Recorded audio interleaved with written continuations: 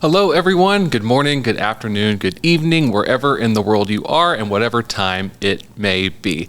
My name is Matt Wynn, your Secure Identities nerd, and welcome to the season finale of the HID Connects podcast. Now, if you've been joining us for the last two episodes, I've been pretty sad here in the studio because I've been all by myself, but we are changing things up, and in the spirit of our season finale, I am joined by three of my favorite people at HID, our higher education experts, who I'll have introduce themselves in just a second. So if you are listening in, please continue to do so. But if you have the chance, check us out on YouTube as well, because with all of us here in the studio, it'll make for a good visual experience for you on that. So as mentioned, I have higher ed experts in the room with me, and I'm looking forward to picking their brains on the topic of security in higher education, pass or fail. So in the spirit of us being all together, I will have my guests introduce themselves, and I will start with an HID OG, Brett St. Pierre. Brett, thanks for joining us. Tell us about yourself. Yeah, thanks, Matt. Really appreciate it. I've been fortunate to celebrate my 25th year anniversary last month, and it's been pretty cool to see HID grow from just a card and reader manufacturer. But what excites me even more is how focused we are on end users and understanding their business. So it's happy to be here, and thanks for the invite. Amazing, and congrats on the 25 years. And just quick special shout out to Brett. So I've been at HID for a little over 7.5 now, and Brett was absolutely instrumental in teaching me about the industry, what our end users want, all about our technology. So it's super special thank you for that. I would not be sitting here today without you. So thank you so much. Love what I do. Awesome. All right, next up, Dave, tell us about yourself. Welcome. Yeah, thanks. I thought I was an OG, but I'm only 23 years with the crew here, so Brett's got me beat by a while. I'm the token Canadian on the panel here today, so I'm based out of Ottawa, Ontario, Canada, and currently I'm a Senior Director of Strategic Initiatives for Secure Issuance, which is really focusing on the software and the printing of the credentials that we provide. And Brett is also near and dear to me because him and I have collaborated for many, many years. And I think that's one of the things that allows our group to be special and provide the solutions that we do to our end users, because we do collaborate and we do want to understand the nuances of each other's business. So really happy to be here and excited to do this. Amazing. Dave, and 23 is no small feat. So congratulations on that too, and we'll get you to 25 here. You get like a watch or something. Did that happen? Not so much. All right, not yet. We'll put one in the mail. Not yet. Sounds good. All right, and rounding out our dream team of higher ed experts, Tim, introduce yourself. Tell us about yourself. Thanks for joining. Thanks for having me, Matt. Really excited to be here. I have not been at HID as long as the OGs over here, but I have actually worked with them in this industry now for the last 18 years. So, we've done a lot of work together. I look after the higher education under our physical access control. Love talking to our customers, figuring out what to do, where they're trying to go. And, we do a lot of collaboration between our teams, and just really excited to be here and talk through it. Excellent. Well, thank you all for joining me in the studio. Thanks for joining for the season finale. And on that, let's get started. So as we discussed, the burning question for today is security in higher education, pass or fail. But before we kind of get into the nitty gritty, I want to set up the landscape for those who may not be in the higher ed vertical or in that industry or in that space, right? So it's a complex environment. There's a lot going on. I mean, campuses of all sizes have different needs, stakeholders. But Brett, let's start with you. Tell me a little bit more. Set the setting here. Like, what are the access points? Who's involved? What are their needs? Explain the lay of the land for our listeners, please. Yeah, higher education's evolved quite a bit over the years, and there's no cookie cutter approach. You have the large Arizona State universities, and then you have the smaller schools like St. John's and what have you. So the needs are a little bit different. But conceptually, they're a city. They house, they support, they feed the students that go there to learn. And security is very, very important because these kids are growing up in the bad experiences that they've seen and felt within the K-12 space. So security is very, very important to them. So security is one of the larger trends that we're seeing more today. And then also convenience. So these universities cater to the students to make sure that they have a great experience on campus. So when you think of higher ed, you got to think of those two aspects of, how we fit within the mix and how their customers, being the students, are taken care of. So our approach is not only to the university, but it's catering to the student needs as well. Very good. And Dave, same question to you. And I know that your expertise lies very closely with card printing, card personalization. Tell me about that, the larger landscape, but also tell me about the card printing office, because that's an entity in and of itself, right? Yeah, 100% right. And, Brett mentioned experience. What we've seen a lot over the last few years, the higher ed school industry is very competitive. And so they want to make sure that they're providing best in class and the best experience they can to their students. Specific to the card management side of things and the issuance, it has peaks and valleys, right? You have orientation. You need to issue a bunch of credentials in a very short amount of time as efficiently as possible, and ensuring that those students aren't queuing up, that they can have access to all the places that they need to have access to immediately. And so their slight nuance is, how can I be really efficient? How can we ensure that we are providing the proper credential, proper printing metrics as quick as possible? And so what we see is them looking to be more cloud-based, more flexible, being able to go to the students a little bit more, maybe have students capture photos remotely. So that dynamic has changed quite a bit over the last couple of years. And I think maybe as we go through here, we'll delve into that a little bit differently, but they are hyper-focused at certain points of the time, and they need to ensure that they have that flexibility and trust in what they're going to issue and how quickly they're going to get to issue it. Absolutely. Very nice. You said orientation. Little known fact, when I was 19, I was an orientation advisor at the University of Texas, shuttling kids to get their ID printed at the card office. So there near and dear to my heart. Indeed. Shuttling, having to go shuttle to go get it. It was an adventure, to say the least. Don't need that anymore. Not anymore. Tim, good segue. So what's your take on this? Let's set the stage for everybody. What's the setting? Who are the stakeholders? What are the use cases? What's your perspective on this? Yeah, the big thing with universities, I'll go back to what Brett said around cities, is they just expand and have done their own things. Buildings go up. They use their own systems. They've always been traditionally siloed for a majority of campuses. So, everybody's attending their own conferences. Everybody's putting in systems that work for them, work for their particular business area. You'll have physical access control, public safety, HR, IT, housing now is a big stakeholder.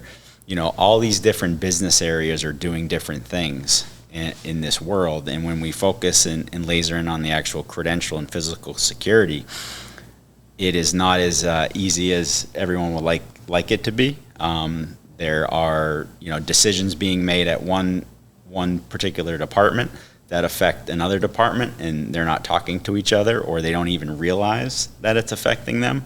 As they think about credentials, they think about trying to modernize and transform a campus, whether it's card printing, whether it's looking at mobile credentials, whether it's the actual physical plastic of getting in and out of buildings in a secure location. What are they doing? Why are they doing it? And do they realize the type of technology that they're using? And it's really what we spend all our time on is educating these folks. What does this piece of plastic do? How vulnerable is it or not? And how to make it better? How do we secure our buildings better? And then how do we tie it all back to user convenience? How do we make it more streamlined? It sounds quite complex. And on that note, Dave, over to you. So we kind of gone through the different stakeholders, which there are a lot of. It's a city. There are different buildings and offices and stakeholders. More thematically, however, what are some of the key pain points that you see in higher ed as it relates to card printing, access control technology, security as a whole? What are some of those common threads that you see in the key issues that these folks who are trying to make these decisions and support their audience and their stakeholders, what problems are they running into? There's a litany of issues that you can have. So as these guys alluded to, it's kind of a little city, but I would say that it's sort of organized chaos in the card facility for these peaks and valleys. So you have to take into consideration that they have seasonal employees. A lot of times students are actually in there trying to run these printers, manage the software. They might not have had a lot of exposure to that. So how do we make it easy for them to be able to fix something, a card jam, a ribbon that breaks, some of these things that a lot of times we might take for granted, these people have never seen before. So how do we make sure that we're adjusting that? How do we make sure that we're giving them the right information, or that they're pulling the right information? We see a lot that the applications are siloed. So you might have your access control system, you might have a student information system, you might have an HR system, and now you're trying to put information into 3 of those things and hope that it's right and hope that it comes back together in that single source of truth, versus being able to have one main access point. So you'll see more and more, sorry, my head is slipping here. I almost have a flat head in the back. We have the ability now, or they have ability to have a single source where you can go and you can have that single pane. You don't have to go between multiple applications, and you can manage that throughout your entire campus and even remote campus. So speaking of that, you see a lot of times you have one main area, and certainly that's an easy spot to have a student go and stop, have a good experience, get that credential. But we have many remote locations. How do we efficiently ensure that they get those credentials? In the past, it was going to have to print at one location, costly shipping, time and effort to get it, maybe a shuttle to be able to get someone their credential, versus now, with cloud, they have visibility. They can run these printers remotely from anywhere, from any device. Through COVID, of course, you looked at how are they managing with providing social distancing. You could now have facilities that are essentially empty and have a secure location where students can go in and almost on demand get their credential. They can capture their photo remotely. So the entire ecosystem is evolved to help support and streamline the entire process, while giving, again, that much better experience to the students.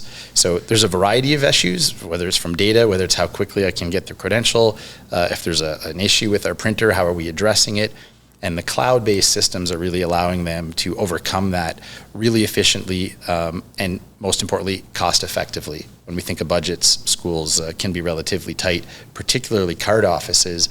A lot of times they have to run their own budget and try and create revenue on their own. So if we can help with that, that's a big win for them. Absolutely. So cost, efficiency, user experience sounds similar to other episodes we have filmed thus far. So makes a lot of sense. And I'll just add this last part is that really the size of the school, it doesn't matter. They face the exact same challenges in the card office or the remote card offices. So that theme is pretty consistent, whether you're a smaller school or a large full state school.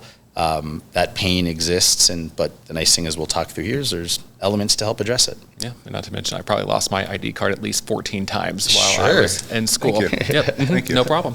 Brett, what's your take? What are some of the key issues and pain points that you're seeing from your perspective? Yeah, I mean, the budgets and the silos, I think, are kind of the 2 major pain points when universities, because the card office is looking at identity. And how is that identity used on campus? What's the user experience, right? So they're trying to base a decision based on a card technology or a mobile access solution. When you look at residential, they're looking at student life in housing.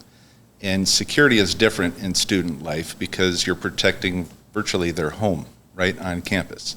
And then you have the main group, which is facilities and law enforcement, which is the third pillar, or main pillar. And they're focused on security of the facilities and the buildings.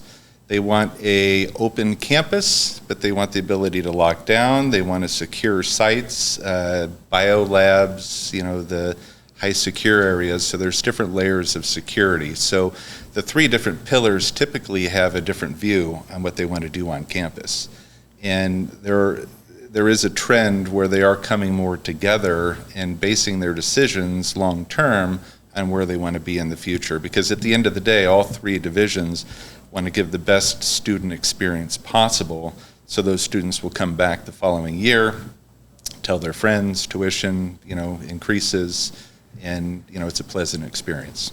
And that sounds like it could be a hard needle to thread because you have different expectations and desired outcomes from different stakeholders, all with that student experience in mind. Not to mention you have parents at home who are worried about the safety of their kids. So lots of different stakeholders you have to keep happy, really. Yeah, they go both in two different directions: convenience, security. So more security, less convenience, right? More convenience, a little bit less security. So as technology evolves, it does fill some of those gaps. Some of the things that HID is doing with identity positioning and what have you is a big value to a university. Yeah, that balance is hard. Dave? I was just going to add, you bring up a good point, and it's interesting the types of conversations and the stakeholders that are involved in these conversations now. IT is at almost every conversation that we have because it has to be tied back in. And so while they can still be siloed, I think we're seeing more and more that they're unified internally. It used to be almost like a different fiefdom back and forth where they would fight. Now with the convergence of digital, physical, we're starting to see a lot more that they're getting along, or they're understanding that they have to work with one another. So the dynamic has shifted a little bit that way too, which to both parties I think helps because they get a little bit better budget perhaps, and they get a better vision of what they want to do. And it helps us when we're having our conversations of saying, yeah, here's what's possible now, but here's what's coming in the future. And they can agree, and they can have a different level of plan rather than coming at it with two different ways. So I see the market in that vertical changing for the better in that side of it as well. And one thing just to add to the collaboration between SI and PACS and EAT is pretty strong within higher education, because you take a look at the 100% use case, there's so many devices and touch points and badging and what have you. So when a higher education looks at HID, they look at it holistically, not just siloed how we are within the business areas. Yep. So even with Assa Abloy as well. So Yeah. it's a very collaborative market to fulfill the needs of the universities. Yep. And And just to clarify, quick acronym check for those who are not within HID, those are different secure issuance, physical access control, and our extended access technologies divisions, who all work very hand in hand to provide that integrated experience. Tim, I want to make sure you have a chance to hop in on this. Any reflections on what was stated, or of course the question itself? What are some of the pain points that you see and some of the core issues that are driving stakeholders to stay up at night? What's your take?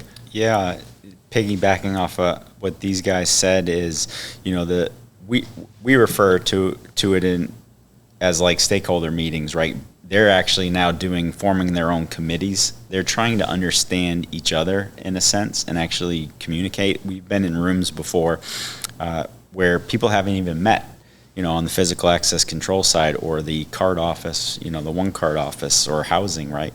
They've communicated before, but they've never actually met in person, or maybe it's been 2 or 3 years type of thing.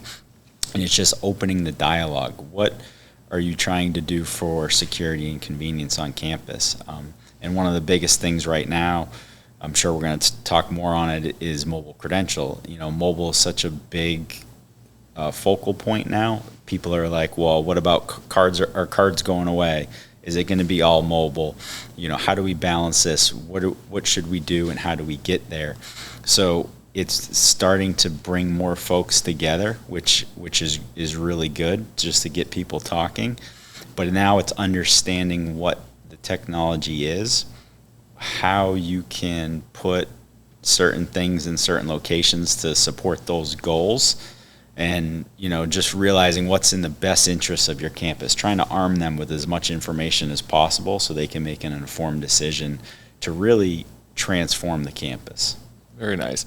I want to come back to what you mentioned around buzzwords like convergence, mobile, because that's very now and future. But let's go back into the time machine. Maybe we unearth a time capsule. I'm going to start with our OG, Brett. I would like for you to quickly walk us through, how have you seen the security threat landscape evolve in higher ed over the years, and how have you seen technology adjust to that? Huge question, but what's your summary of that? Yeah, MagStripe probably has been the most prevalent technology 20 years ago, and it's sad, but the majority today. It's probably a little over 50% MagStripe usage on campus. Proximity came, and it was seen more of a key replacement in housing, and that's where that grew, where you didn't have to put all the locks on a table and rekey thousands of locks and reissue keys to thousands of students. So it was a pretty good ROI. And the investments were made in proximity technology, And then My Fair I-Class came out and people started the migration process. So they saw the value in using a combination high-frequency, low-frequency technology platform and starting the migration slowly. And we still see that today, from MagStripe to CIOS, from MagStripe to I-Class SC, from MagStripe or Prox to those two technologies as well. And the infrastructure, when you talk about a university, they could have 5,000 readers, in some cases 14,000 readers. And then that could be several thousand locks, hundreds of point-of-sale terminals that still use the MagStripe technology. So it's very, very difficult for a university to migrate to a smart card technology without housing some sort of legacy in the reader or the card. And what mobile is doing today is actually driving the funding by student pressure or just competitiveness within universities, or school next to us deployed mobile, so I want to do the same thing. So as long as there's investment from a leadership perspective, there's money, capital money, to find to make that migration to mobile. There are a couple universities that have a choice today of either a mobile phone or a Prox card, but not many have gotten to that point yet, and it's due to the infrastructure and the legacy technology that's worked for years. I still see readers sitting on walls 20 years that are HID Prox. I mean, they're tanks. And I like to make the analogies to try to bring it full circle is when you think about physical access control and credentials from a high level, and then you narrow it down to higher education specifically, you look at the way the world has changed from a digital transformation, just how everything has gotten better. And to what Brett said, people are still using MagStripe and Prox credentials, right? Are you still, is your business or you as an individual still using Windows 95? Are you still using a cassette tape player? Are you still, using a Discman? Are you still using a Game Boy? Like these type of things, the technology that folks are using now to secure buildings and interact with security are stuff that was made 20, 30 years ago. It's when you look at it we take a step back and look at it, it's like it's one of the only industries that really hasn't, caught up with everything else. It works. The stuff works, right? MagStripe works, with your credit cards, the Prox works. It's been there for so long, and that stuff has stayed on the doors. But when you look at it, everything else has evolved, and the physical access control and the credential really hasn't. And all this stuff, all this infrastructure, all the legacy hardware that Brett just mentioned too, has just built up over time. And now with the mobile conversation and trying to figure out how to do it on campus, you have to address all the stuff that's been in there for so long, and it becomes challenging. Just one thing to add real quick, if I can, you got to take into consideration that these are 18, 19-year-olds. Their first phone was a smartphone. And, they've been able to use that in many different aspects. I mean, even on college campuses, a student can sit in their res hall and order lunch and have it delivered by robots.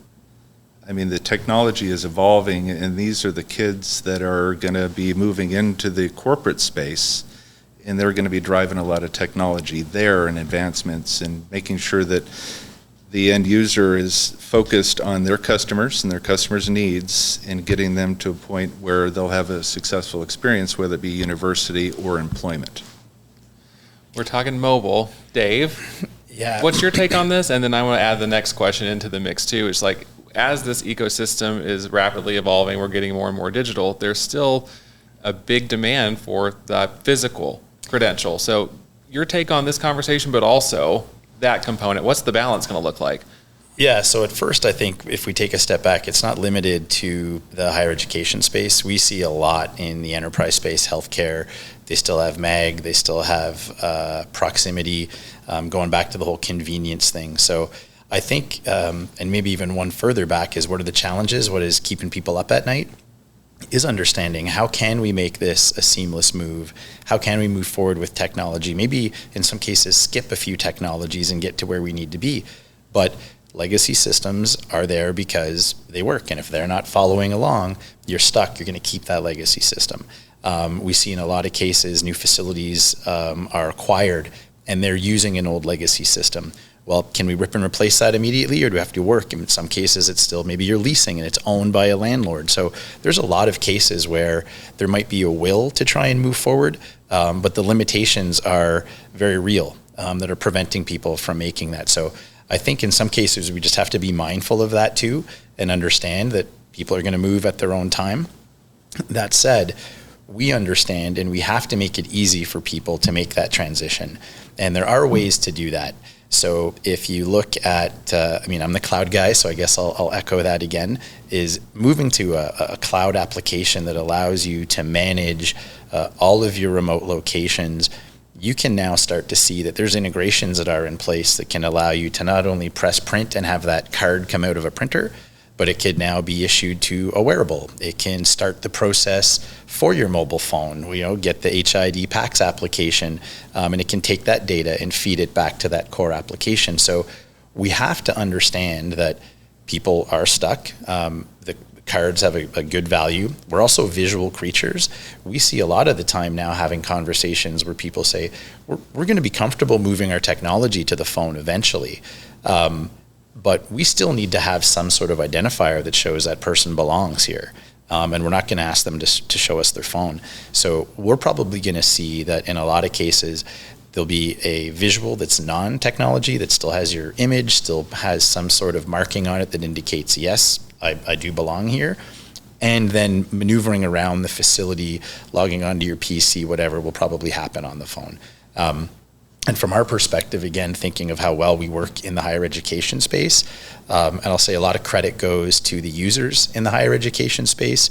There's not a community that is out there that is more open to discussion and understanding, sharing information among institutions that help us provide that, right? They're always open to be a proof of concept or a test site. And so we learn a lot from them. We take it back. We have conversations internally within HID. And some of the things that I just mentioned, like having a system that allows you to print both at the same time, is going to become more commonplace. And I think that's a real nice step that complements addressing the issues that they have today and setting them up to be able to move forward with mobile in the future when the time is right, without maybe trying to marginalize them. Totally. Yeah. So, Tim, I want to take it to you because we have almost two opposing ideas here, in that we have a large number of higher education institutions who are leveraging legacy credential technologies, which frankly are easily clonable, like procs, right? Security risk. But also we need to have that user convenience, which seems to be very highly achieved through mobile issued credentials and managing things through the cloud, Dave, to your point. So, Tim, if all of the benefit is here and we agree that institutions are very open to these conversations, what's the holdup? What to choose, and a lot of times the consolidation of systems, it goes back to some of the original points, is getting people to talk together to truly understand and upgrading legacy infrastructure on campus to make that happen. I think cards and mobile will coexist for the foreseeable future. Even folks that have gone mobile, they have students coming in that are actually requesting cards, more like a vanity card. They're actually willing to pay for the card. They want to have that piece just to show ownership that I went to this university. And to Dave's point, it might just be a plastic card instead of a contactless or a technology card at that point. But universities have all types of different programs, summer conferences. They house high school students that come in, camps, all these different things, contractors, like they still have exceptions where they know they're going to always print cards. So it comes back to the balance of getting the right infrastructure on the wall that can support both the legacy stuff, whether it is still a prox card or they migrate to a more secure physical credential, and then the mobile piece. It's getting the infrastructure on the wall to support their goals, whether that's 1 year, 3 year, 5 years. There are steps now that, bringing these people together to talk through what their ultimate goals are as an institution. They can really do some, really powerful things now to prep and get them ready for when they're ready to take those leaps. So it's a journey. It's a complex animal. It's not as just easy as, pushing a button, so to speak, and it's there. And you do make a good point as it relates to keeping your card as a memento. I still have mine. I'm wearing a puka necklace on it, and the early 2000s were not cute for anybody. But with that in mind, Brett, Dave, I want to get you in on this, but I want to focus on if you had advice for those who are looking to upgrade and are looking to make that move to more modern technology, perhaps mobile or digitally focused. Brett, I'll start with you. What are some of those core pieces or best practices or words of wisdom you would offer to accelerate that journey that Tim was talking through and some of the issues that they may face? It'd be the upgrade, right? How do you leverage from a time and attendance terminal to a Coke machine to a Pepsi machine to every use case on campus? The different departments have different budgets, and they also have different leadership. Some may see a vision in security from the housing side because they want to protect students. Mobile is more secure, but from the time and attendance, the football side, maybe they want biometrics. Maybe they don't want to deal with mobile because of that particular use case. So universities, what they have to do is they have to understand the direction that they want to head. To Tim's point, get a group together, a committee to talk on a quarterly or maybe even a annual basis, something to kind of give the visions of the different groups on campus and where they want to be. And then basically build the infrastructure around technology and supporting the direction that you want to head, making sure that anything new deployed has that visionary idea behind it, and making sure that it's compatible with the future. Dave, same question. Yeah, similar but maybe slightly different. I would say challenge your vendors, challenge your manufacturers, right? Let them understand what it is that you're looking to do. I feel that in a lot of conversations that we have, particularly in higher education, people may feel that they are stuck in a proprietary solution, and it may not have even had that intent to begin with, but because it's been fairly siloed, they've been running updates individually. It's kind of been held together with duct tape and bubble gum. How do they start to break free? Well, they need to put pressure back on the people that are providing them these applications and these pieces of hardware. And we see a lot of legacy systems where they're doing it one way just because that's how they've always done it. And that's not speaking to the actual facility folks. It's really the design that they've been given. So that would be some of my advice, is to actually push the envelope, go back. You're a powerful entity, that you provide a lot of business, you provide a lot of really good feedback. So become a partner with your vendor and your technology partner, and let them know what you need. And I think they'll start to see that the trend is there, but if there's a little bit more mass push, then that adoption will start to happen quicker. Don't settle. That's good advice for life too. I like that. Tim, same question to you. What advice would you give to help get there faster? Yeah, one of the things we continue to educate on is what is on your campus, and we go back to some of the comments we've already made. Siloed siloed departments, they're buying all these things. What is actually on the wall is actually taking a step back and figuring out, doing inventory of what we have on campus, what type of manufacturers, what type of hardware, what type of software, where are we using our card today? Are we using it at the rec center, or is anyone just walking through the door? Are we using it at a point of sale terminal? Are we using it at the library? Where is this card actually being used on campus? And I think that will also identify the departments that you have to bring together to form some type of stakeholder committee meeting to get folks talking. But then truly understanding, like, okay, maybe this isn't as a big a lift as we thought it was, or maybe it is. It's actually going to be bigger than we thought. But now this gives us the ability to start gathering information, actually putting a business case together to go talk to leadership on campus to say, hey, this is extremely important. Again, digital transformation, back to Brett's point, these students have grown up with phones. They're used to living in their phones, working with apps. How can we support this? We are really laser focused on our students, right? And the students are laser focused on user convenience. They just want things that work. So how can we as an institution take all we're learning here and really help the students? Yep. So know where you are today, plot that course for the future. And of course, like we've talked about all episode, keeping that balance of security and convenience in mind. Very good.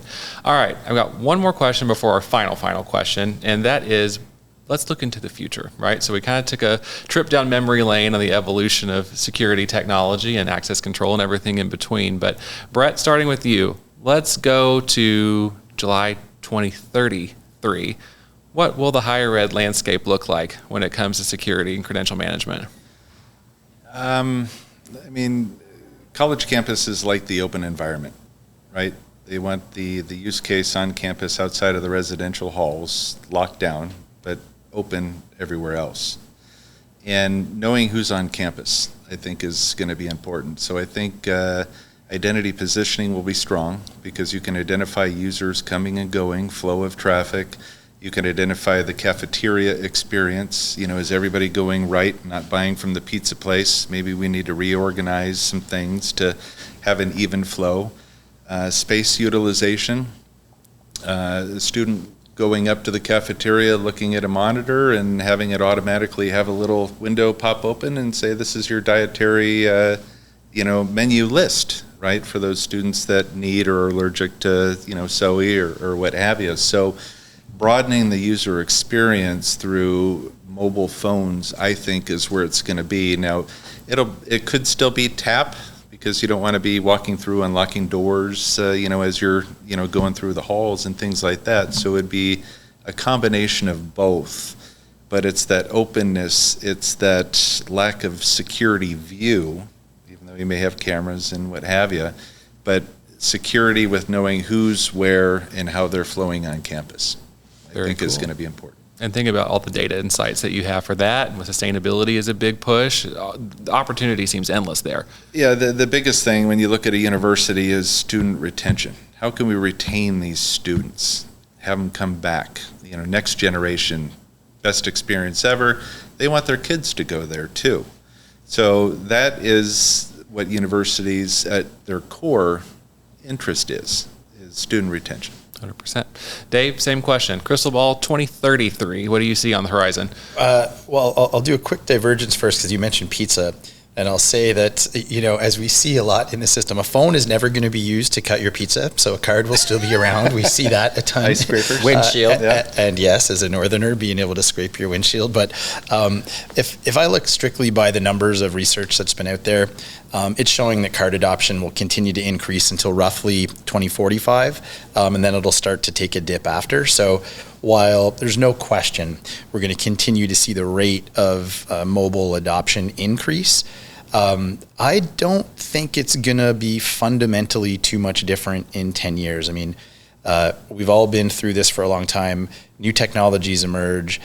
They generally don't get adopted as quickly as we would like, but I think we're still going to, I'll go back to that convergence. We're going to see more adopt, maybe dip their toe in. There might be certain areas in campus, certain levels of students or faculty that will use it. There's still going to be a significant portion that'll use credentials. The biggest change that I'm going to see is how are we going to make it easier and easier for people to adopt, address the issues that they have now with the hardware that they have, give them the ability to seamlessly move forward, have that plan in place, and have that structure to help them move when the time is right.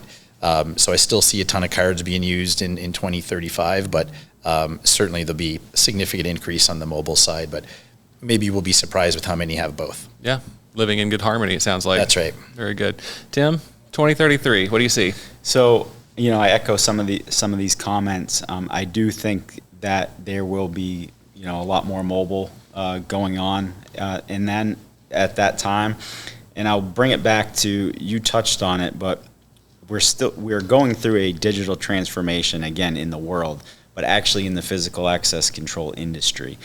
And it's more focusing on the value that mobile can bring to your business or your institution, right? Your city, as we referred to it earlier. When you think about what mobile can do, you brought up sustainability, right? We've heard from schools that actually they have gone to mobile. One of the last check boxes was the sustainability angle. They were printing 30,000 cards a year, right? Every university now has some type of sustainability goal. Can reducing the amount of plastic actually help you as an institution meet that goal? you talk about the actual value. It's not about just putting, oh, I have a mobile credential on my phone. It's not about that. It's actually about what is it actually doing behind the scenes, right? Now, every system is integrated on campus. You get a mobile credential issued to you. You walk to this building, you have immediate access. You have the dining hall. All the systems are now communicating. If you revoke a credential, you pull it out of the system, right, for security practices. You are not going to hand a card to your buddy, to your girlfriend, to your boyfriend. You're less likely to hand off your phone. If you lose your phone, it's going to be reported immediately, right? There's additional costs and stuff like that. So when you actually start thinking about it from now, and if you're asking like you did for 10 years, I just think it's going to slowly start to snowball. We are already seeing it. Other institutions are going to see other campuses do the same thing. And I think it's more about the value of how mobile can transform the campus. And I've continued to say this when I speak with folks, is it kind of gets lost in the shuffle, but when you think about the credential, whether it is a plastic card or a mobile credential on the phone, is the core thing that holds the campus together. Sometimes card offices are in basements. They're just thought as an afterthought. Like, that credential powers everything you do on campus when you're there. Getting into buildings, how you eat, who you interact with, right? Where you go, what access levels you have, right? And if a student doesn't have their card, they can't eat. In most cases, right? If a student has a Prox card that's clonable, some type of security risk, right? When you think about that credential and how mobile can actually provide both security and convenience, you're going to start to see it snowball. And to Dave's point, I don't think cards are going away anytime soon. I just think they're going to be used in different means in different areas, depending on the campus and depending on their ultimate goals. Yeah, and I loved your point about the back-end systems. I think interoperability is going to be the biggest push, right? We talked about the legacy systems. How are we going to make sure that all these pieces will interact? My identity is one thing to a certain application. It's something else to something else. That's going to be really important for us, and I think you'll see that'll be a huge push and a significant change. But I think we'd be remiss if we didn't say, as far as carbon footprint and sustainability, that HID is also moving away from plastic, being able to provide alternatives to that plastic card that are sustainable, whether it's wood, whether it's something else that comes out in the future. So there's still a push to be able to do that, and that's going to be important. I just didn't want that to get lost in the mix, that there's a significant push, and we're aware that we need to be able to do that and provide that to our users. Absolutely. Yeah, it sounds like we have continued complexity in the campus space 10 years from now, with new challenges coming in, but hopefully with the technology we have a more connected viewpoint across that. So that sounds good. Okay, final question. Tim, I'm going to start with you. All right. This is an unfair question. I'll just be completely honest. But if you look at the world today, security in higher education, would you give a pass or a fail? I would probably give a fail if you're asking about physical security. Go back to earlier points. When you look at the credential, most doors today are still being secured with magstripe or Prox. Those are two extremely vulnerable credentials. And if you're focused strictly on the security and asking on that question, when you look at how many universities are in North America, there's over 4,000 plus universities, and we're not even talking about maybe community colleges and other private institutions or smaller private colleges. That's a massive number that are still using legacy vulnerable technology. So in a sense, I would answer fail. Okay. Dave, same you're question. Right. That's a very loaded question. Yes, sorry. And I think we could actually expand it. I know this is a focus on higher education, but if we look outside of it, they're not alone in this, in having to adopt and increase the security that they have. So I guess I'd be on the fence a little bit, because I consider more the card offices, I'd say, is a pass. They seem like they're understanding at least the nuance of anti-counterfeiting, right? So there's things that you can apply to your credential to ensure that if it's cloned, if someone asks you, is the picture right? Do you have the right hologram that's on there? Is there something that I can read under black light, right? There's a lot of different things that they're doing really right, I think, in that situation, and trying to do really well by their students. But I think, to be fair, if we look anywhere, security can always be improved. There's best practices, but I wouldn't say it's strictly based on the credentials and the access piece. It's, human awareness. How often do we hear that that person got in there because the door was left open with a rock because it was just a pain to try and get in and out of it? So there's a lot of elements to it, but I guess I'll be a fence sitter and say there's lots of areas for improvement, but I think that everyone is pretty much doing the best that they can under the circumstances and the dynamic change that we're seeing. I didn't know you could answer as a politician. I would have had answers from both sides. You're just like, they're all bad. I had you go first. That wasn't fair. So Dave's answer is a C+. Very good. There you go. Right. B-. There you go. And last word to our OG, Brett. No pass comment. or fail? No comment. Yeah. Can't plead the fifth because, we're focused on higher education, and it's part of our job to make them more secure for a pass, right? Tim's got a lot of valid points as far as why it should be a fail, right? With the security, the legacy technology, the money, the budgets that they don't have. But to Dave's point, we very rarely have universities ordering Prox-only readers, even though they have Prox-only cards. So they're making the investments to get to where they need to be in the future, and they're adding security and the ability to transition in the future, so they have a vision. They know where they want to be, they just can't get there yet for whatever reason it may be. And, we talk to some universities, if they have a cloning issue, they look at the CCTV cameras. One university told us they caught him within 24 hours because the person cloned a security guard's badge and the security guard was off that day, right? So not only physical access control, but they have the camera systems, they have the reporting to catch the people that are a little bit devious on campus, in addition to the vision for the future. So I would give them a low passing grade. So I would say, maybe a C+ or maybe a B. I like it. We use the bell curve. Tim is just flat. Well, and I will say, everything there is valid. And, I guess my initial focus, he did say it was an unfair question. I was focused more on the hardware and the credential side. But yeah, when you look at it as a whole, to echo what Brett said, these type of systems that they're putting in now for security, like, visual and camera systems, and these things are top notch. Your institutions, they're doing a lot of work and investment, on the security side to protect the students. So I think it's important to comment on that side. Like, yes, that is really happening. They're doing really good stuff there. But when you bring it back to the credential and the readers on the door, there's a whole lot that can be improved.